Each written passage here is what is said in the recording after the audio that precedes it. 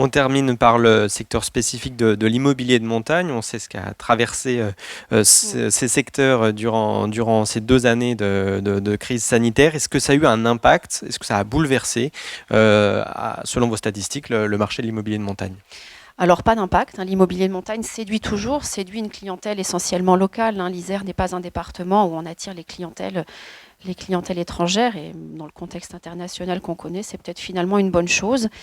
C'est un marché qui est très disparate là aussi, selon le massif montagneux sur lequel on se focalise. À titre d'exemple, un studio à Champs-Rousses se vend aux alentours de 49 000 euros du mètre carré.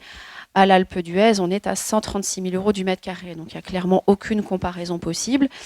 Mais indépendamment de la crise sanitaire, c'est un marché qui séduit toujours beaucoup, qui est très tonique. Un marché qui est toujours dominé, bien que la demande soit différente, par des ventes de biens de petite taille, beaucoup de studios, beaucoup de une pièce, alors qu'en définitive, la clientèle souhaiterait pouvoir trouver des produits plus grands. Huez-en-Oisans reste l'Alpe d'Huez, la commune la plus chère du département. Les prix on est à 5 630 euros du mètre carré médian. Donc je vous laisse apprécier cette hausse. On se demande quand ça va s'arrêter. Ce qui est à peu près certain, et on le disait déjà l'an passé, c'est que l'or blanc ne suffira plus dans les années à venir à attirer la clientèle, et que le soutien du marché de l'immobilier va dépendre là aussi des orientations que vont prendre les maires de ces communes pour attirer des clients tout au long de l'année dans leur station.